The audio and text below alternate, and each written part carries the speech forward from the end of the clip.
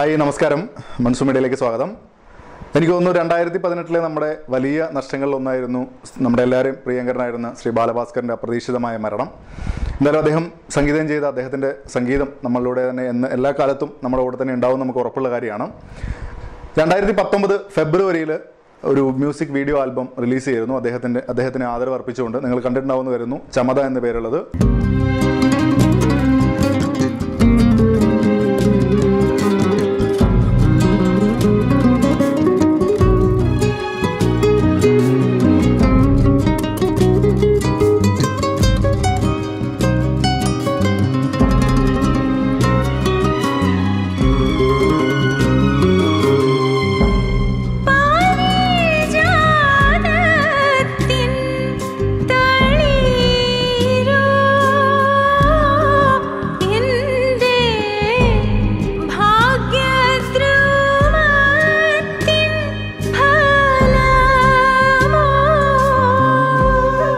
കണ്ടിട്ടില്ലെങ്കിൽ തീർച്ചയായും കാണുക. യൂട്യൂബിലുണ്ട്, അതിൻ്റെ ലിങ്ക് നമ്മൾ താഴെ കൊടുത്തിട്ടുണ്ട്.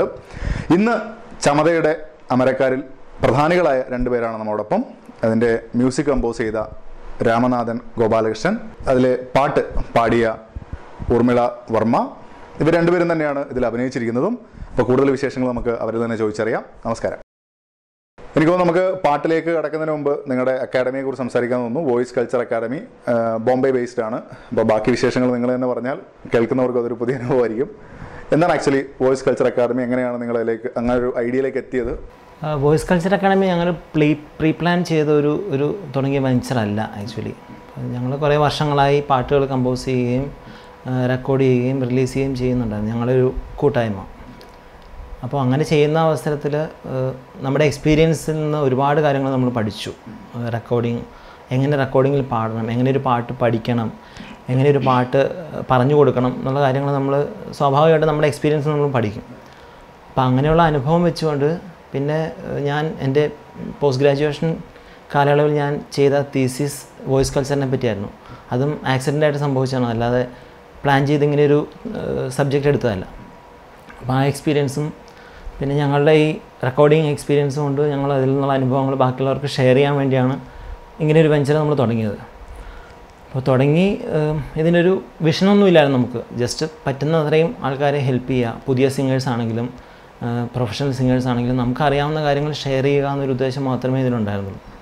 അപ്പോൾ തുടങ്ങിയത് അമേസിംഗ് ആയിട്ടുള്ള ട്രാൻസ്ഫോർമേഷനാണ് പല സ്റ്റുഡൻസിനും നമ്മളുടെ അടുത്തുനിന്ന് ഉണ്ടായത്, ഈ നമ്മൾ പഠിപ്പിച്ച ടിപ്സിൽ നിന്ന്. അപ്പോൾ ശരിക്കും പറഞ്ഞാൽ മ്യൂസിക് എഡ്യൂക്കേഷൻ സിംപ്ലിഫൈഡ് എന്നൊരു രീതിയിൽ നമ്മുടെ അക്കാഡമിയുടെ പ്രവർത്തനം മുമ്പോട്ട് പോകാൻ തുടങ്ങി. അപ്പം ഒരു നോട്ട് പോലും മര്യാദയ്ക്ക് പാടാൻ പറ്റാതിരുന്ന പല സ്റ്റുഡൻസും ഇപ്പോൾ പ്രൊഫഷണൽ സിംഗേഴ്സിനെ പോലെ പാടുന്ന ഒരു 1-2 വർഷത്തെ ചുരുങ്ങിയ കാലയളവ് കൊണ്ട് പാടുന്ന ഒരു ലെവലിലേക്ക് വന്നു തുടങ്ങി. അങ്ങനെ കുറച്ച് എസ്റ്റാബ്ലിഷ് ചെയ്യാമെന്ന് കരുതി ഞങ്ങൾ ചെന്നൈയിലും USA ഒരു ബ്രാഞ്ച് ഓപ്പൺ ചെയ്തു. ഓക്കെ, റീസെൻ്റ് ആയിട്ടാണോ? അല്ല, തുടങ്ങി കുറച്ച് നാൾ കഴിഞ്ഞ് USA നമ്മൾ ബ്രാഞ്ച് ഓപ്പൺ ചെയ്തു, ചെന്നൈയിലും ഓപ്പൺ ചെയ്തു. അപ്പോൾ അത് നല്ല രീതിയിൽ പോകുന്നു. അതാണ്. ഇപ്പോൾ എത്ര ഏകദേശം ആൾക്കാരുണ്ട്?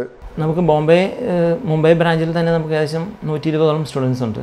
നമ്മളിപ്പോൾ കുറച്ച് ഫിൽറ്റർ ചെയ്താണ് സ്റ്റുഡൻസിന് അഡ്മിഷൻ കൊടുക്കുന്നത്. കാരണം നമുക്ക് എല്ലാവരെയും അക്കോമഡേറ്റ് ചെയ്യാൻ പറ്റാത്തതുകൊണ്ട് ഇൻഡിവിജ്വൽ അറ്റൻഷൻ കൊടുക്കേണ്ടതുകൊണ്ടും നമ്മൾ കുറച്ച് ഫിൽറ്റർ ചെയ്താണ് ഇപ്പോൾ സ്റ്റുഡൻസിനെ അഡ്മിഷൻ കൊടുക്കുന്നത്.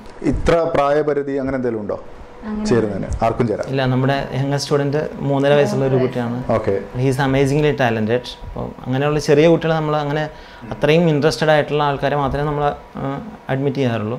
പിന്നെ ഓൾഡർ സ്റ്റുഡൻറ്റ് ഷീ 70. സോ എല്ലാ ഏജ് ഗ്രൂപ്പിലുള്ള സ്റ്റുഡൻസും നമുക്കുണ്ട്. എന്തൊക്കെയാണ് പ്രോഗ്രാംസ് ബേസിക്കലി ഇതിൽ ഉള്ളത്? ബേസിക്കലി സിംഗിങ്ങിൻ്റെ ബേസിക്സ് പഠിപ്പിക്കുക എന്നുള്ളതാണ്. ഇപ്പോൾ വർഷങ്ങളായിട്ട് നമ്മുടെ നാട്ടിൽ ഇന്ത്യയിൽ എല്ലായിടത്തും ഉണ്ട്, ഒരുപാട് അക്കാഡമീസ് ഉണ്ട്. ദേ ടീച്ച് മ്യൂസിക് പ്രോപ്പർലി. സംഗീതം നല്ല രീതിയിൽ പഠിപ്പിക്കുന്ന ഒരുപാട് അക്കാഡമീസ് ഉണ്ട്. പക്ഷേ അതെങ്ങനെ പാടണം അല്ലെങ്കിൽ എങ്ങനെ പെർഫോം ചെയ്യണം, ഞാൻ ഉദ്ദേശിക്കുന്നത് സ്റ്റേജ് പെർഫോമൻസ് അല്ല, എങ്ങനെ പ്രോപ്പറായ ഒരു പാട്ട് പാടണം, അതിൻ്റെ ഇമോഷൻ ഉൾക്കൊണ്ടുകൊണ്ട് നമ്മുടെ വോയിസിനെ എങ്ങനെ പ്രിസർവ് ചെയ്യണം. അപ്പം ഈ ലോകത്തുള്ള ഏറ്റവും മനോഹരമായിട്ടുള്ള ഏറ്റവും ഡെലിക്കേറ്റ് ആയിട്ടുള്ള മ്യൂസിക്കൽ ഇൻസ്ട്രുമെൻറ്റ് എന്താണെന്ന് ചോദിച്ചാൽ ഞങ്ങൾ പറയും അത് മനുഷ്യൻ്റെ വോക്കൽ കോഡാണ്. അപ്പോൾ അതിനെ എങ്ങനെ പ്രിസർവ് ചെയ്യണം, എങ്ങനെ അത് പ്രോപ്പറായി യൂസ് ചെയ്യണം നമ്മൾ പാടുമ്പോൾ എന്നുള്ളതാണ് ഞങ്ങൾ ബേസിക്കായിട്ട് പഠിപ്പിക്കുന്നത്. അപ്പോൾ അത് പഠിപ്പിക്കുമ്പോൾ നമുക്കൊരു കരിക്കുലം വേണം. അപ്പോൾ ഞങ്ങളതിൻ്റെ ഒരു ബേസിക്സ് ഇൻക്ലൂഡ് ചെയ്തുകൊണ്ട് ഒരു കരിക്കുലം ഞങ്ങൾ രണ്ടും കൂടെ കുറേ ഏകദേശം 1 വർഷത്തോളം എടുത്താണ് ഞങ്ങൾ ഡിസൈൻ ചെയ്തത് ഒരു കരിക്കുലം. അത് യൂസ്ഫുൾ ആവണം, വെറുതെ ഒരു കരിക്കുലം ഒരു കമേഴ്ഷ്യൽ വെഞ്ചർ എന്നുള്ളത് ഉപരി ഇതൊരു പ്രോപ്പറായ ആൾക്കാർക്ക് ഉപകാരപ്പെടണം എന്നൊരു തീരുമാനത്തിലാണ് ഞങ്ങൾ ആ കരിക്കുലം ഡിസൈൻ ചെയ്തത്.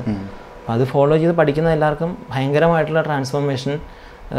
കുറച്ച് നാൾ പഠിച്ച കുട്ടികളാണെങ്കിലും ഒട്ടും പാടാത്ത കുട്ടികളാണെങ്കിലും ചിലപ്പോൾ 2 മാസം കൊണ്ട് അവർ ഭയങ്കര ഒരു ലെവലിൽ പ്രൊഫഷണൽ ലെവലിൽ പാടാൻ കേപ്പബിൾ ആവുന്നത്. അപ്പോൾ അതിൽ വളരെ സന്തോഷമുണ്ട് അങ്ങനെ ചെയ്തത്. ഇത് അഡ്മിഷൻ എടുക്കുന്നതിന് എന്തെങ്കിലും ക്രൈറ്റീരിയ അങ്ങനെ എന്തെങ്കിലും ഉണ്ടോ? പാടാനുള്ള കഴിവല്ല നമ്മൾ നോക്കുന്നത്, മെയിനായിട്ടും അവരുടെ ഡെഡിക്കേഷൻ, ഇതിനുള്ള ഇൻട്രസ്റ്റ് ഉണ്ട്. അപ്പം വെറുതെ ഒരു ആഗ്രഹത്തിന് പുറത്ത് വന്നിട്ട് കാര്യമില്ല. ഇതൊരു തപസ്യയാണ് സംഗീതം. എല്ലാ ആർട്ട് ഫോമിനും പോലെ മ്യൂസിക് ഒരു കമ്മിറ്റ്മെൻറ്റ് ഉണ്ടാവണം നമുക്കൊരു ആ പ്രൊഫഷനോട്, അല്ലെങ്കിൽ പഠിക്കുന്നതിനോടും പ്രാക്ടീസ് ചെയ്യുന്നതിനോടും ഒക്കെ. എങ്ങനെയാണ് ഈ ഒരു സോങ്ങിലേക്ക് എത്തിയത് ചമത എന്നുള്ള? ചമത ഈ പറഞ്ഞ പോലെ നമുക്ക് അറിയാം, ബാലഭാസ്കർ നമുക്ക് എല്ലാവർക്കും ഒരേപോലെ പ്രിയപ്പെട്ട ഒരു സംഗീതജ്ഞനായിരുന്നു. അപ്പോൾ അദ്ദേഹം മരിച്ചപ്പോൾ എല്ലാ മലയാളികളെയും അദ്ദേഹത്തെ അറിയാവുന്നവരും പോലെ ഞങ്ങളും കുറേ നാൾ അസ്വസ്ഥരായിരുന്നു. അതാണ് ഫാക്റ്റ്. നമ്മൾ ഉറക്കത്തിലും പകൽ സമയത്ത് എപ്പോഴും നമ്മൾ അദ്ദേഹത്തെ പറ്റിയുള്ള വിചാരമായിരുന്നു കുറേ നാൾ. അപ്പോൾ അത്രയും വലിയൊരു കലാകാരന് ഒരു ട്രിബ്യൂട്ട് കൊടുക്കണം എന്നൊരു ആഗ്രഹം തോന്നി. അങ്ങനെയാണ് ഇവിടെ തുടക്കം. ഒരുപാട് പേര് ട്രിബ്യൂട്ടൊക്കെ കൊടുത്തു, അദ്ദേഹത്തിൻ്റെ പാട്ടുകൾ ഡാൻസ് ഫോമിൽ ചെയ്ത്, അതുപോലെ തന്നെ അദ്ദേഹം കമ്പോസ് ചെയ്ത പാട്ടുകൾ പാടി പെർഫോം ചെയ്തൊക്കെ ഒരുപാട് പേര് ട്രിബ്യൂട്ട് കൊടുത്തു. അപ്പം നമുക്ക് നമ്മളുടേതായിട്ടുള്ള ഒരു ക്രിയേറ്റിവിറ്റി അതിൽ ഇൻവോൾവ് ചെയ്തുകൊണ്ടൊരു ട്രിബ്യൂട്ട് കൊടുക്കണമെന്നൊരു തീരുമാനം ഞങ്ങൾ രണ്ടും കൂടി എടുത്തു. അങ്ങനെ ഒരു പാട്ട് ആണ് ഇത് തീരുമാനിച്ചത്. പക്ഷേ പാട്ട് നമ്മൾ കേട്ടിട്ടുള്ളത് ഇതുവരെ അതിൻ്റെ വേർഷൻ ഒരു താരാട്ട് പാട്ടിൻ്റെ ഇതാണ്. പക്ഷെ ഇവിടെ എത്തുമ്പോൾ നേരെ ഒരു ഇതുവരെ കേൾക്കാത്തൊരു വേർഷനിലാണ്. അപ്പോൾ അതെങ്ങനെയാണ് ആ ഒരു ചിന്ത വന്നത്, ഈ പാട്ട് തന്നെ എടുക്കണം എന്നുള്ളൊരു ഇതിലേക്ക്? അതിൻ്റെ credit full goes to Urmila. കാരണം ഇങ്ങനെയൊരു പാട്ട് നമുക്ക് ലീനിയറായി തന്നെ ഇത് പ്രസൻറ്റ് ചെയ്യണമെന്നുണ്ടായിരുന്നു, ഒട്ടും കോംപ്ലക്സ് രീതിയിലല്ലാതെ. എന്നാലും അത് സെർട്ടിലായിട്ടുള്ള ഒരുപാട് ഇമോഷൻസ് ആ വീഡിയോ ആണെങ്കിലും മ്യൂസിക്കലിയും ചെയ്യണം നമ്മൾ തീരുമാനിച്ചു. അങ്ങനെ ഈ പാട്ട് ഇവിടെ നമുക്കറിയാം, ഇവിടെ ഉണ്ടായ ഒരു വിയോഗം, ഒരു അമ്മയുടെ ഒറ്റപ്പെടൽ, ഒരു ഭാര്യയുടെ ഒറ്റപ്പെടലാണ്. അപ്പോൾ അതിൻ്റെ വേദന ഒരു താരാട്ടിലൂടെ കമ്മ്യൂണിക്കേറ്റ് ചെയ്യാം എന്നൊരു തീരുമാനം ഞങ്ങളെടുത്തു. അങ്ങനെയാണ് ഈ പാട്ട് നമുക്ക് പല രീതിയിൽ കമ്പോസ് ചെയ്യാം. ഏത് പാട്ടും ലിറിക്സ് കിട്ടിയാൽ ഒരു കമ്പോസർ എന്നുള്ള രീതിയിൽ നമുക്ക് ഏത് രീതിയിൽ വേണം കമ്പോസ് ചെയ്യാം. പക്ഷേ നമ്മൾ സ്ട്രെയിറ്റായി തന്നെ ഒരു സാഡ്നെസ്സിൻ്റെ ഒരു ഇമോഷൻ ഇതിനകത്ത്, അതാ ഞാൻ പറഞ്ഞത്, നമ്മൾ ലീനിയറായി തന്നെ ഒരു സാഡ്നെസ് ഇതിനകത്ത് ഇൻവോൾവ് ചെയ്യാൻ നോക്കി, ഒരുപാട് കോംപ്ലക്സ് എലിമെൻറ്റ്സ് ഒന്നും ആഡ് ചെയ്യാതെ. അങ്ങനെയാണ് ഇത് ഈ പാട്ടിനെ സെലക്ട് ചെയ്തതും ഇങ്ങനെ ഒരു വേർഷൻ നമ്മൾ കൊടുത്തതും. ഓക്കെ, എൻ്റെ ഒരു എനിക്ക് സംഗീതത്തെക്കുറിച്ച് വലിയ പിടുത്തമില്ലാത്തതുകൊണ്ട് ചോദിക്കുന്നതാണ്. ഒരു സോങ്ങിലൂടെ ഒരു ഇമോഷൻ നമ്മൾ കമ്മ്യൂണിക്കേറ്റ് ചെയ്യുമ്പം അതിന് ഇൻറ്റൻസിഫൈ ചെയ്യാൻ വേണ്ടിയിട്ട് നമുക്ക് വോയിസിലോ അല്ലെങ്കിൽ മ്യൂസിക്കിൽ ചെയ്യുന്ന ടെക്നിക്സ് എന്താണ്? വോയിസിൽ സിംഗർ ആസ് എ സിംഗർ ഊർമിളയോട് ചോദിച്ചാൽ അറിയാം, ഈ പാട്ടിന് അതിൻ്റെ വേണ്ട മുഴുവൻ ഇമോഷൻ അതിൽ വന്നിട്ടുണ്ട്. സർപ്രൈസിങ് ആയിട്ടുള്ള ഒരു fact, actually she is A very talented singer. എങ്കിൽ തന്നെയും ഈ പാട്ട് ഞങ്ങൾ ഇപ്പോൾ എല്ലാവരും അറിയാം, നമുക്ക് എല്ലാവർക്കും അറിയാം, റെക്കോർഡിംഗ് എന്ന് പറയുന്നത് ഒരു 1 line take, then cut, then edit, cut, paste, അങ്ങനെ ഒരു വേയിലാണ് ഇപ്പോൾ എല്ലാ പാട്ടുകളും റെക്കോർഡ് ചെയ്യുന്നത്. എന്നാൽ ഈ പാട്ട് ഇതിൻ്റെ ഇമോഷൻ അറിഞ്ഞുകൊണ്ട് ഷീ സാങ് ഇൻ 1 സ്ട്രെച്ച്, ഈ ഫുൾ സോങ് ഒറ്റ സ്ട്രെച്ചിൽ പാടി. ആൻഡ് ഒരുപാട് ടെക്നോളജീസ് ഒന്നും യൂസ് ചെയ്യേണ്ടി വന്നില്ല ഇതിൽ, കറക്ഷനോ ഒന്നും. ഷീ ജസ്റ്റ് സാങ്, അതിൻ്റെ ഫീൽ ഇമോഷൻ ഉൾക്കൊണ്ടുകൊണ്ട് പാടി. അപ്പോൾ അത് ഒരു സിംഗറുടെ കോൺട്രിബ്യൂഷനാണ്, എങ്ങനെ പാടണം എന്നുള്ളതും കമ്പോസ് ചെയ്യുമ്പോൾ അതിനെ ഇമോഷൻ എങ്ങനെ കൊടുക്കണം എന്നുള്ളത് ഒരു കമ്പോസറുടെ കോൺട്രിബ്യൂഷൻ അതിനകത്ത് തീർച്ചയായിട്ടും ഉണ്ടാവും. മിണ്ടാതിരിക്കാൻ തോന്നുന്നു, നമുക്ക് രണ്ടൊരു പാട്ട് കേട്ടിട്ട് ബാക്കി. തിങ്കൾ കിടാവോ നല്ല കോമള താമര പോ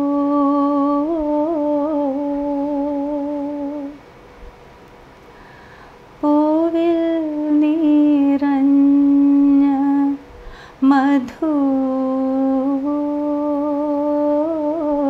പരി പൂർണേന്ദു തൻ്റെ നീലാ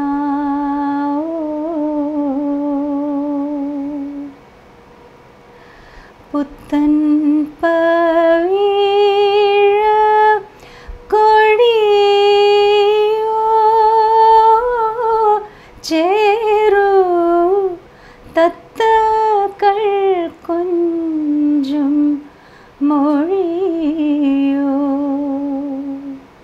എപ്പോഴാണ് ഊർമിളയ്ക്ക് ഒരു ഗായികയാവണം അല്ലെങ്കിൽ പാട്ട് പാടാനുള്ള കഴിവുണ്ടെന്ന് തിരിച്ചറിഞ്ഞത്? അതൊരു വലിയ ക്വസ്റ്റ്യനാണ്. ആക്ച്വലി ഞാൻ 3 വയസ്സ് മുതൽ പാട്ട് പഠിക്കുന്നില്ല. അച്ഛന് ഭയങ്കര നിർബന്ധമായിരുന്നു പാട്ട് പഠിക്കണമെന്ന്. അപ്പോൾ ആദ്യം അങ്ങനെ പാട്ട് അങ്ങനെ കുട്ടികളാകുമ്പോൾ അങ്ങനെയൊന്നും ഇല്ലല്ലോ. പിന്നെ കുറച്ച് വലുതായപ്പോൾ തോന്നി എനിക്ക് പാടണം. വീട്ടിലാരെങ്കിലും ഉണ്ടായിരുന്നു ഇങ്ങനെ സംഗീതമായിട്ട് ബന്ധപ്പെട്ട്? അച്ഛൻ പാടും. പാടുമായിരുന്നു. ഓക്കെ. അത് കഴിഞ്ഞ് എന്തായാലും അച്ഛനും ആഗ്രഹം ഉണ്ടായിരുന്നു മോളെ എന്തായാലും പാട്ട് പഠിപ്പിക്കണം. ആരൊക്കെയാണ് ഇഷ്ടപ്പെട്ട സിംഗേഴ്സ്? ലതാ മങ്കേഷ്കർ. ഫൈൻ. പിന്നെ ലതാ മങ്കേഷ്കർ. മ്യൂസിക്കിൽ ഇങ്ങനെ വോയിസിൽ മോഡുലേഷനിൽ എക്സ്പെരിമെന്റ് ചെയ്യണം അങ്ങനെയൊക്കെ എനിക്കറിയത്തില്ല. ഇതിൻ്റെ ഒരു പാടുന്ന ഒരാളുടെ ഒരു ഇത് എനിക്ക് അറിഞ്ഞുകൂടാ. അങ്ങനെ ഒരു എക്സ്പെരിമെന്റ് അങ്ങനത്തെ ഒക്കെ പോസിബിൾ ആണോ? ഞാൻ ഭയങ്കരമായിട്ട് ലിറിക്സ് ലവറാണ്. എനിക്ക് പാട്ടിലെ ലിറിക്സ് ഭയങ്കരമായിട്ട് എന്നെ ലൈക്ക് എങ്ങനെ പറയേണ്ടതാണ്. അപ്പോൾ എനിക്ക് എന്താ വെച്ചാൽ അതിൻ്റെ അതിൻ്റെ എല്ലാ ഇമോഷനും ഓട്ടോമാറ്റിക്കായിട്ട് വെൻ ഐ സിങ് അതങ്ങനെ തന്നെ വരും. Like I think about the meaning and everything which ever language I am singing in അത് വരും. സോ അങ്ങനെ. പക്ഷെ ഈ പാട്ട് കേട്ടപ്പോൾ ഞാൻ നേരത്തെ പറഞ്ഞ പോലെ ഈ പാട്ട് നമ്മൾ പണ്ടേ കേട്ടത് ഓമാന ആ രീതിയിലാണ് ഒരു താരാട്ട് പാട്ടിന്. പക്ഷെ അതിന് ഇങ്ങനത്തെ ഒരു ഇമോഷൻസ് കൊടുത്ത് ബേസിക്കലി എനിക്ക് അത് നമ്മളത് വിഷ്വൽ ഇല്ലാതെ കേട്ട് കഴിഞ്ഞാൽ തന്നെ നമുക്ക് ഭയങ്കരമായിട്ട് ഒരു എന്താണ് ഉള്ളിലൂടെ ഇങ്ങനെ ഹോൾഡ് ചെയ്യുന്ന രീതി ഭയങ്കരമായിട്ടുണ്ട്.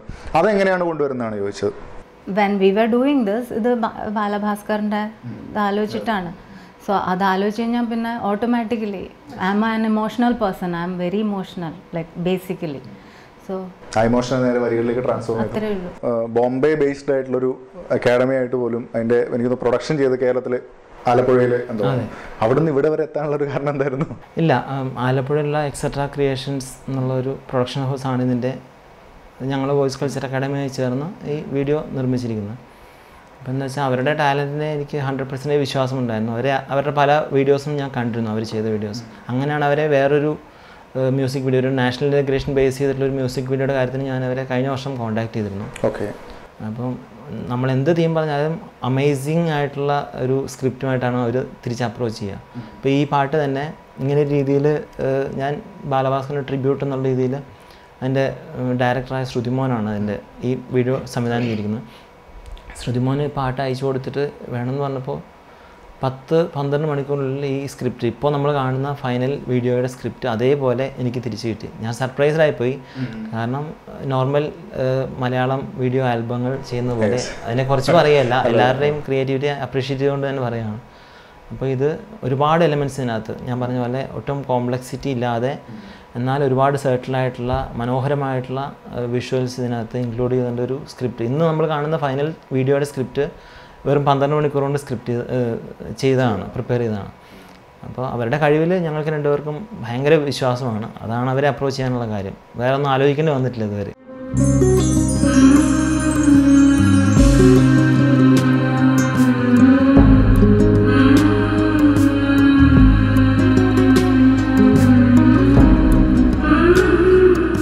പാട്ടിങ്ങനെ കമ്പോസ് ചെയ്ത സമയത്ത് നമുക്ക് ഈ വിഷ്വൽ ഇങ്ങനെ ആവണം അല്ലെങ്കിൽ അങ്ങനത്തെ എന്തെങ്കിലും പ്ലാൻ ഉണ്ടായിരുന്നു? ഇല്ല, ഒന്നുമില്ലായിരുന്നു.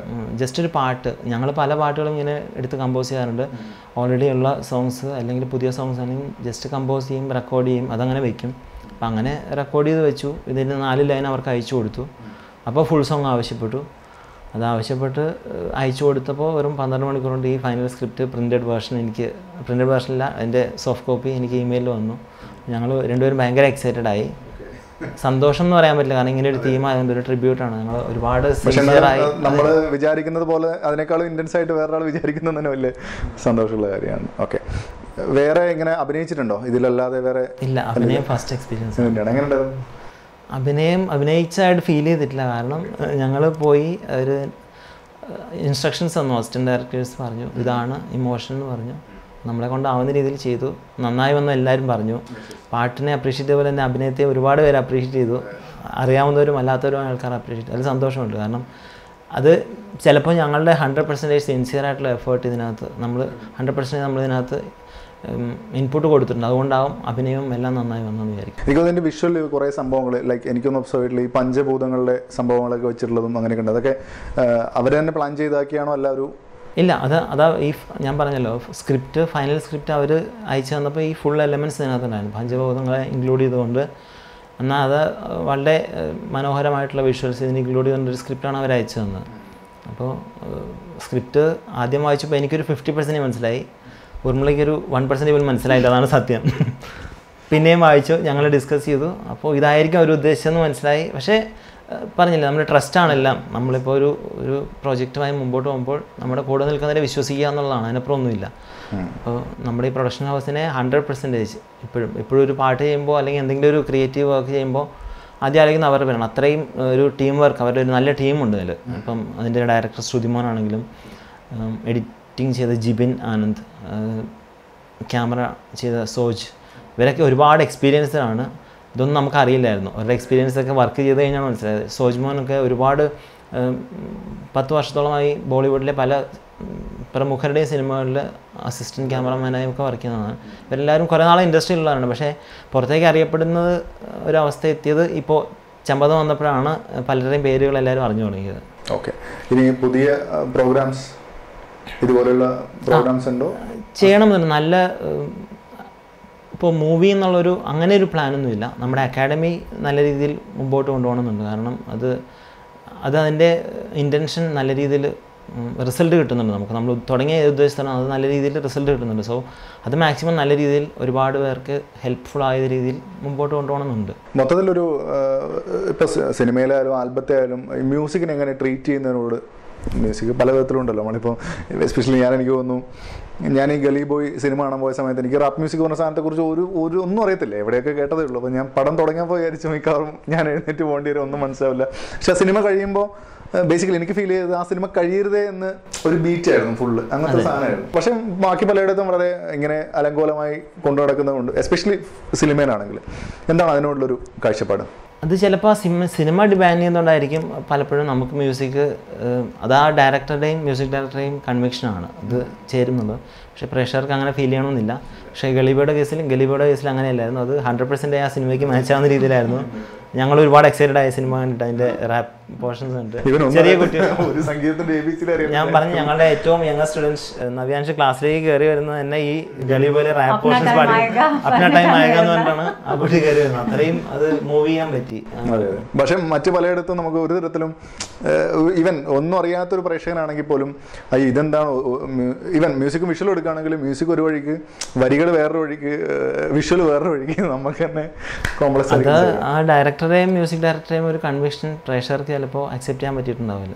ആരും മനഃപൂർവ്വം മോശമാക്കി ചെയ്യാൻ വേണ്ടി ഒരു പാട്ടും സിനിമയും ചെയ്യുന്നുണ്ടോ. പക്ഷേ എന്താണ്, അത് കമ്മ്യൂണിക്കേറ്റ് ചെയ്യാത്തടത്തോളം കാലം അതെ അതൊരു പരാജയമാണ്. അങ്ങനെ ആകുമ്പോൾ പരാജയമാണ്. സിനിമയിൽ അങ്ങനെ വേണ്ടെന്ന് വെച്ചിട്ടാണോ? അല്ല, വേണ്ടെന്ന് വെച്ചിട്ടില്ല. നല്ല സിനിമകളാണെങ്കിൽ, നല്ല സിനിമ എന്നില്ല, നല്ല പാട്ടുകൾ ചെയ്യാൻ ഓപ്പർച്യൂണിറ്റി കിട്ടുകയാണെങ്കിൽ ഫോർ ഹെർ അല്ലേ, നല്ല സിനിമയിൽ നല്ല ഓപ്പർച്യൂണിറ്റീസ്, നല്ല പാട്ടുകൾ പാടുന്നുണ്ട്. കാരണം ഇപ്പോൾ സിനിമ എന്നൊരു മാത്രമല്ലല്ലോ, ഒരുപാട് ഇൻഡിപെൻഡൻറ്റ് മ്യൂസിക്കിന് ഇപ്പോൾ ഒരുപാട് ഡിജിറ്റൽ ഏജിൽ ഒരുപാട് എക്സ്പോഷർ കിട്ടുന്നുണ്ട്. ഇപ്പോൾ ഈ പാട്ട് തന്നെ സിനിമയിൽ വന്നിട്ടല്ല ഇത്രയും നമുക്ക് റിവ്യൂസ്, നമുക്ക് കിട്ടിയ മുഴുവൻ പോസിറ്റീവ് റിവ്യൂസാണ്. അപ്പം നമ്മുടേതായിട്ടുള്ളൊരു സ്പേസിൽ നിന്നുകൊണ്ട് സിനിമയാണെങ്കിലും. അതെ, സംഗീതം എന്നത് എല്ലായിടത്തും വ്യാപിച്ചിരിക്കുന്നതാണ്.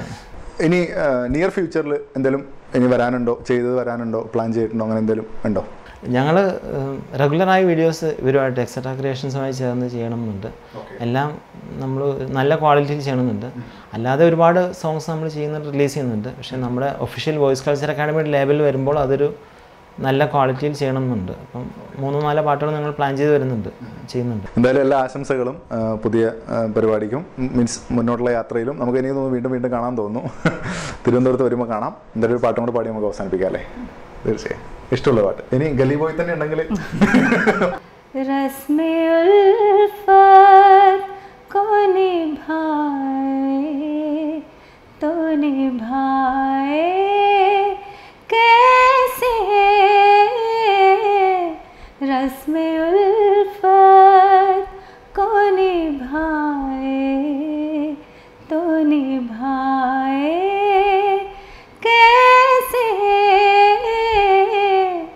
हर तरफ आग है, दामन को बचाए कैसे रस्मे उल्फत. എന്തായാലും സംഗീതത്തിൻ്റെ ലോകത്ത്, നിങ്ങളുടേതായ സന്തോഷത്തിൻ്റെ ലോകത്ത് ഉണ്ടുമ്പം നിങ്ങളുടെ സന്തോഷമാണ് നിങ്ങളുടെ സന്തോഷത്തിൽ നമുക്ക് തരുന്നത്. അപ്പോൾ വീണ്ടും കാണാം. Thank you.